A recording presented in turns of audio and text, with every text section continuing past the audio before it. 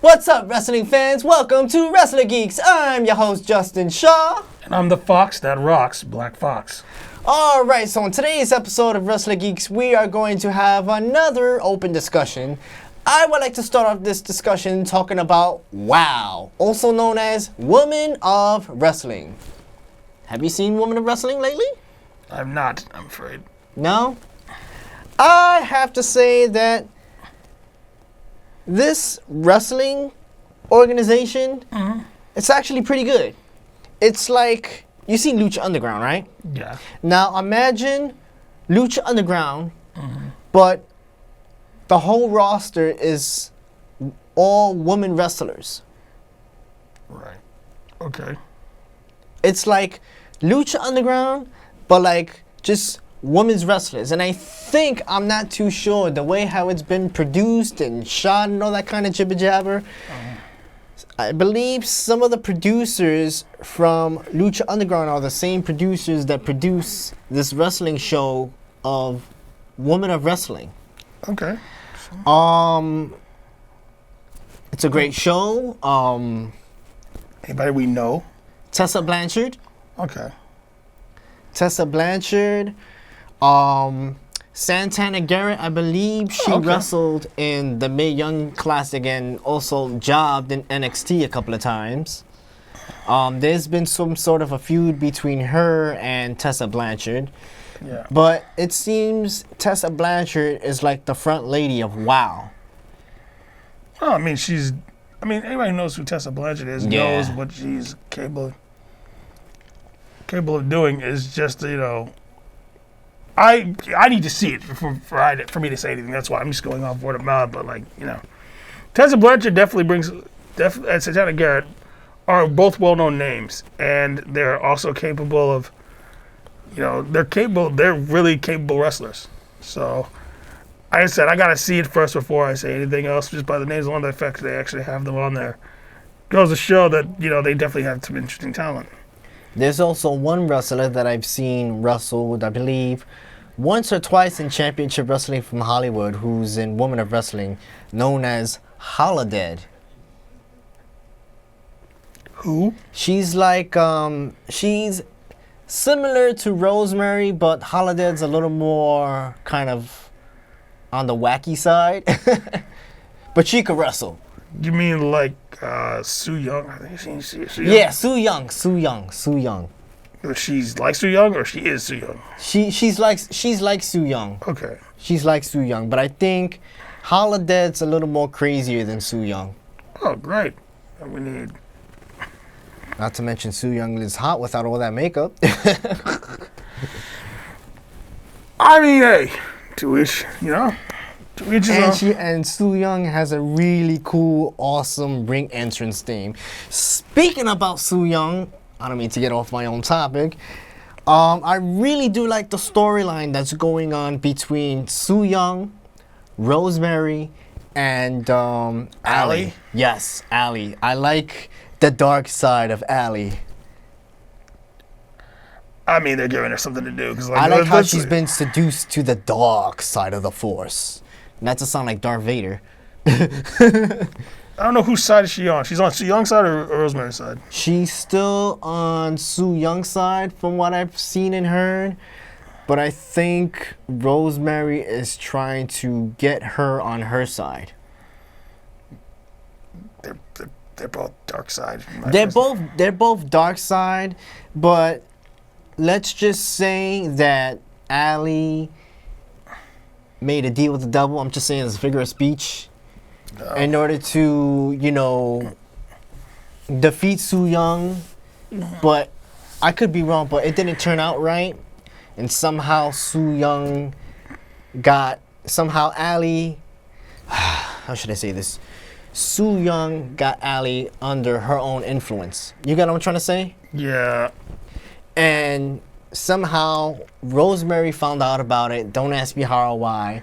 And Rosemary is trying to break Ali free from the dark side.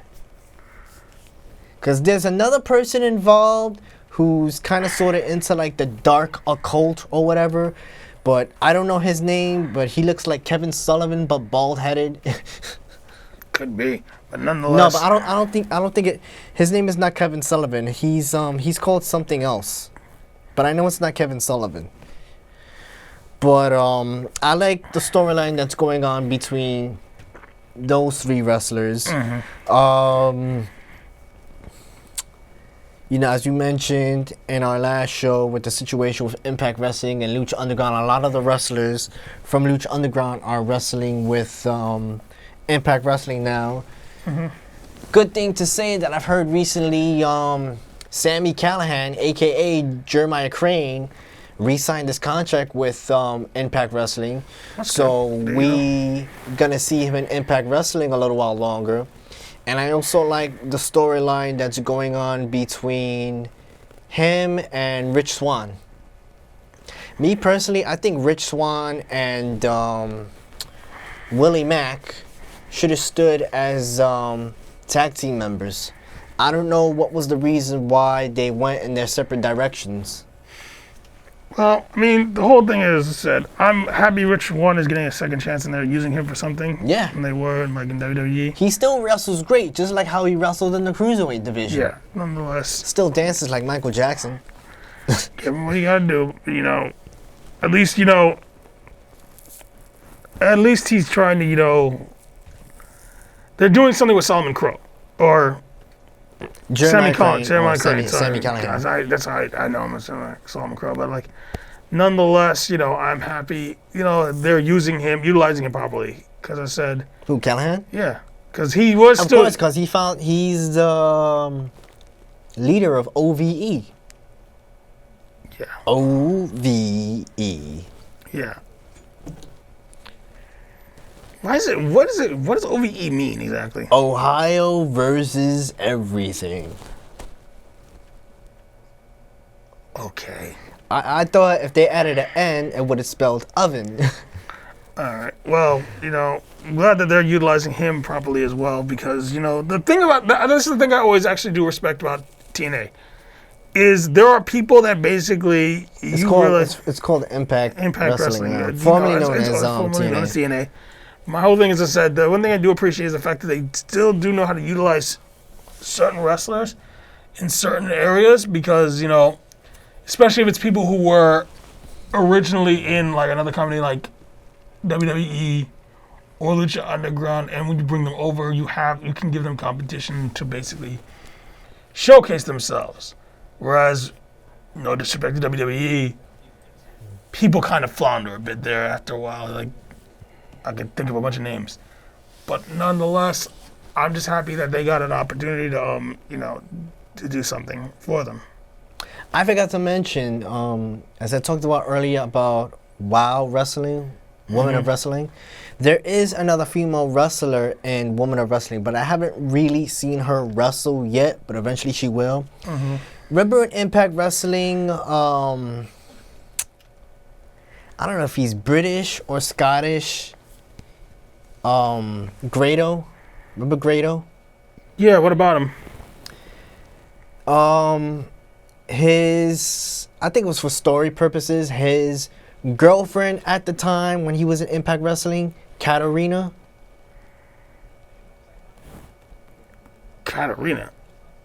I think that was her name in Impact Wrestling. Was that the woman he had to marry in order to get a green card? No, that was Laurel Van Ness. The girl that this was after the whole stint between him and Laurel Van Ness. Okay. But anyways, she is in Women of Wrestling, but I haven't really seen her wrestle as of yet. The last time I've seen her in Impact Wrestling, she was Grado's girlfriend, And then, I don't know, something happened between him and her, between Grado and his girlfriend, because another indie Scottish wrestler was in Impact Wrestling for a short period of time. I don't know if you heard of him. Joe Hendry from The Prestige. I see his face. He again. was Sounds familiar. he was from WCPW. Now it's called Defiant Pro Wrestling. He came into the picture and somehow messed up the relationship between Grado and Katarina, and they ended up fighting each other, and I don't know what happened after that. I do know for a fact that Joe Hendry is back wrestling at Defiant Pro Wrestling. All right. I have to I have to actually check that out. I've heard a lot of good things about Defiant. I heard a lot of things about it. And I've seen one match. It's changed. It's changed a lot. Because I remember when it was, WCPW, like they had like a lot of good matches, a lot of good wrestlers. For a minute, I thought, remember Wade Barrett? Yeah. When WCPW changed to Defiant Pro Wrestling, he became the general manager. Right. I've seen a few matches here and there, but then it seemed like they kind of went off the grid because they were giving it on a certain platform and there were some legal issues with it. They're back on the grid again, but I still haven't seen no sign of Wade Barrett. I think he's still in the picture, but they got some other guy running the matches for Defiant Pro Wrestling. Simon, I forgot his name, but if you go on social media, he's the one that talks about, the status of certain wrestlers and why this happened to this wrestler in this organization. I forgot. I know he goes by the name of Simon, but I think he's like the acting general manager of Defiant Pro Wrestling.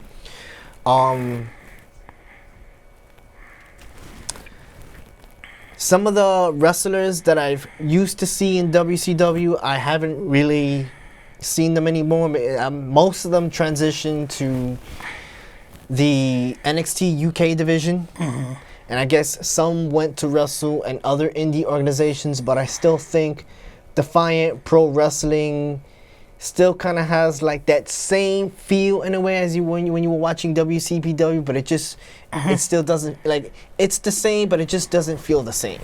Yeah, but still enjoyable. It's still enjoyable to watch. And what I do find enjoyable about Defiant Pro Wrestling, as what I like to call it, the backstory nonsense. Right. You know how, like, in WWE, it takes them, like, 20 minutes of backstory nonsense just to come up with a match, whereas in Lucha Underground or in any other wrestling organization, they create the match 1, 2, 3. Sometimes. Think about it this way. It's done the same way as Lucha Underground or any other organization you could think of besides WWE, but in a more comedic sense. Okay. Like, there's a lot of, like, they have, like, funny skits behind the scenes in Defiant Pro Wrestling whenever you watch an event of Defiant Pro Wrestling now. Okay.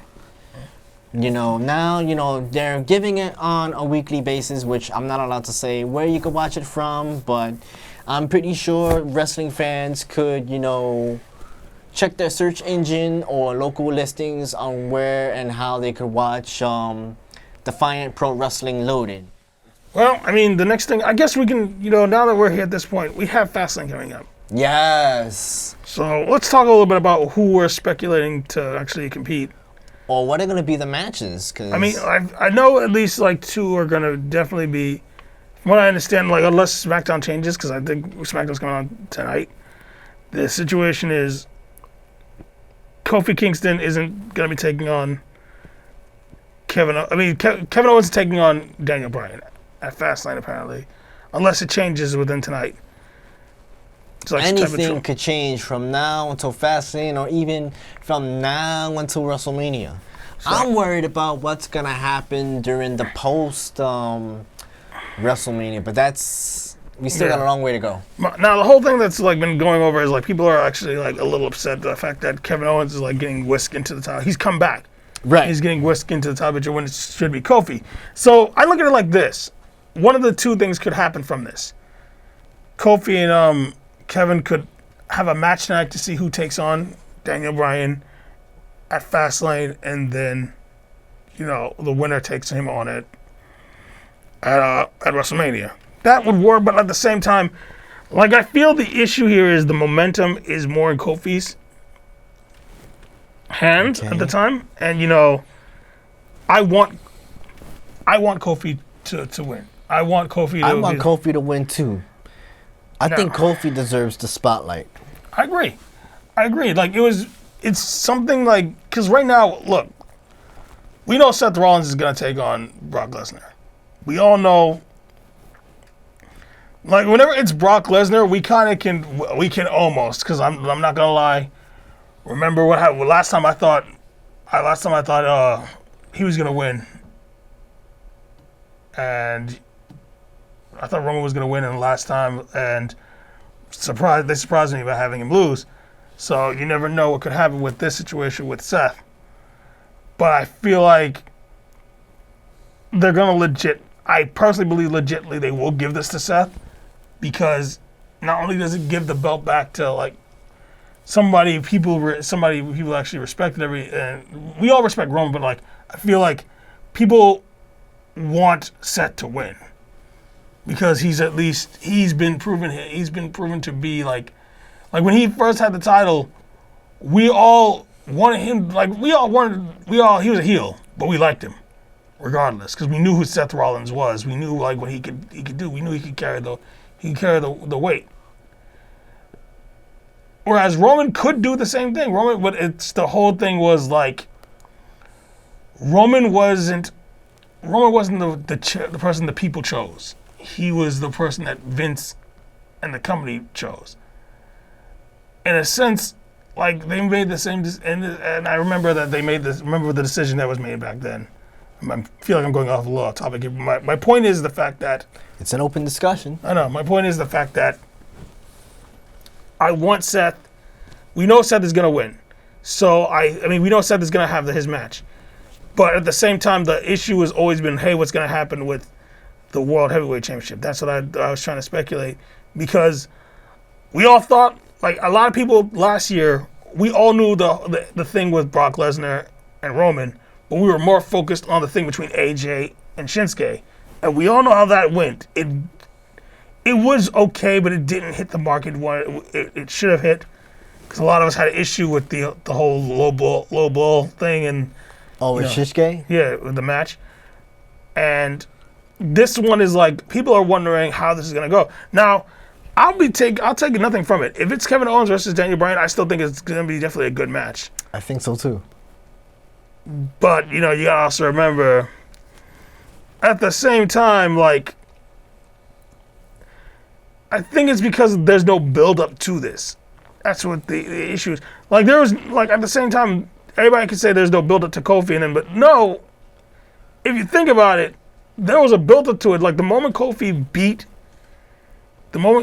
beat Daniel Bryan in that gauntlet and started, like, slowly surviving until like he lost to AJ, of course.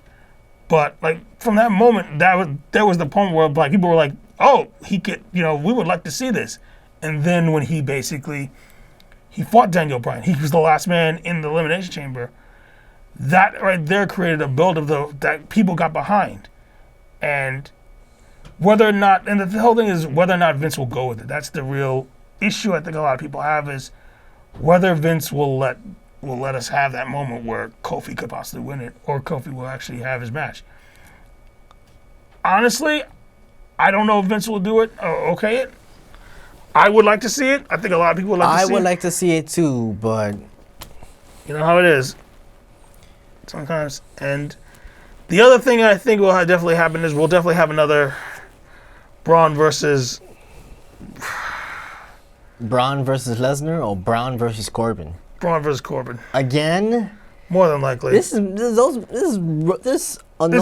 It's gonna be this either annoying rubber match is starting to get annoying. Yeah, I know, but we gotta like wait and see how it is. But I feel like that's gonna happen in this one, and then like we know that they're gonna have a rematch between the Usos and Shane and Miz. That's another one I know that's supposed to happen at Fastlane. Gotta wait and see how that goes. Like because there's a rumor going around that either one is gonna turn on the other. So I don't know if it's gonna be Shane turning on Miz or Miz turning on Shane. I feel like the way it is, I think it could go both ways for one of the two. You see, the whole thing, Miz is the issue with Miz. It's something we expect. That's how it goes. Like it's something we expect. But if they do turn Shane heel, it's something because we all believe out of all the McMahon, Shane's the most popular one. He really is. He's the one. Because he wrestles. He puts his life out there. He's crazy. Yeah. He likes the adrenaline. Yeah, but as I said, whether what happens, we'll have to wait and see. I look forward to seeing what happens in that situation, and then I'm also on the idea that eventually, when it comes down to like when SmackDown comes out, it's gonna be Rusev and possibly Shinsuke versus the Usos. Oh, Rusev with Shinsuke versus the Usos? Yeah. Unless they do the thing the unpredictable. For me, the other unpredictability is they have Tomaso and Johnny basically take them on, because that's another thing Tomaso, I heard Tomaso, he injured his neck. Really? Yeah, he injured his neck. He I don't know the status of his condition, so they made some alternate changes. Because they were supposed to have a match together on SmackDown, I think. But either they canceled or they altered it somehow.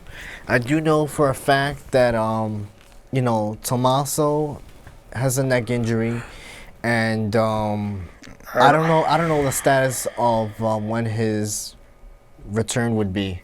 But I do like where them two are going. The heel version of DIY. Well, actually, I don't know. No, now that they're coming to SmackDown, I don't know just yet. What do you mean? Like, I've watched their thing on SmackDown and on Raw. Like, they're not really so much the heel version. I feel like they're DIY. They are the DIY. They're just like more attitude, if anything else. Or more anti-authoritative. Yeah, I guess in a sense. But like, we gotta wait and see, because it's different how it. As I said, NXT and WWE, like Raw and SmackDown. Roster. Yeah.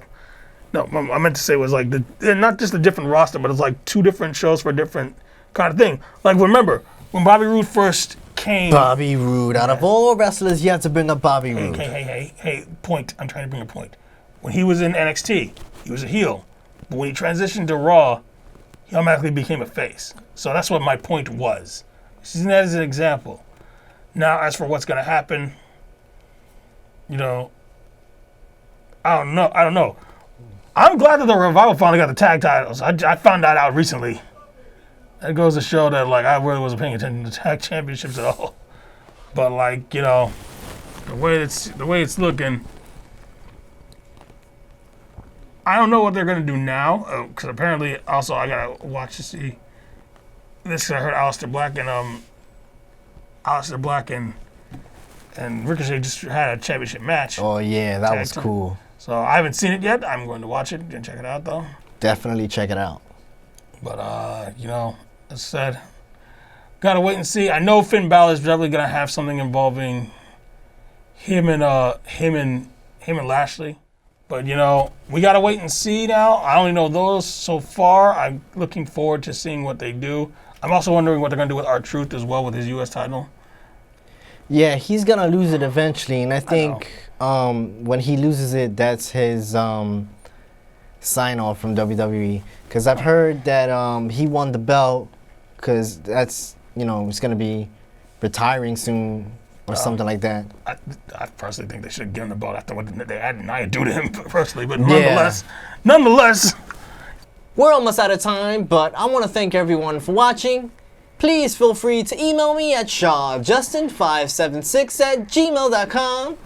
You can find me at followthefox777@gmail.com. Once again, this is Wrestler Geeks. Have fun, be safe, and don't get into any fights. We'll see you next time.